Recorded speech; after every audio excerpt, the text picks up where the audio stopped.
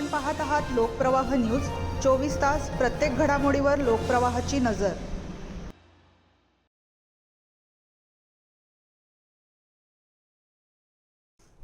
तळेगाव शिवारातील एका बंगल्यात केमिकलच्या साहाय्याने बनावट नोटा तयार केल्या जात असल्याची गोपनीय माहिती मिळाल्यानंतर नाशिक ग्रामीण स्थानिक गुन्हे शाखा, नाशिक शहर पोलीस आणि त्र्यंबकेश्वर पोलीस ठाण्याच्या पथकाने फॉरेन्सिक टीमसह छापा टाकून 5 संशयितांना ताब्यात घेतले।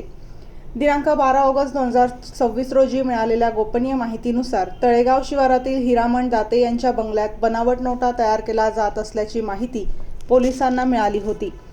त्यानुसार पोलिसांनी नियोजनबद्ध कारवाई करत बंगल्यावर छापा टाकला।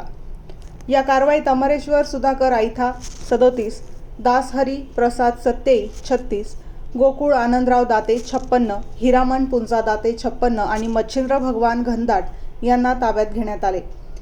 पोलिसांनी संशयितांकडून 9,75,000 रुपयांची रोख रक्कम, त्यामध्ये 500 रुपयांच्या 1,950 खऱ्या नोटा, नोटांच्या आकाराचे कोऱ्या कागदांचे बंडल, बनावट नोटा तयार करण्यासाठी वापरण्यात येणारे केमिकल, नोटा छपाईसाठी लागणारी साधन सामग्री, मोबाईल फोन आणि 4 चाकी वाहन असा एकूण 12,19,580 रुपयांचा मुद्देमाल जप्त केला आहे।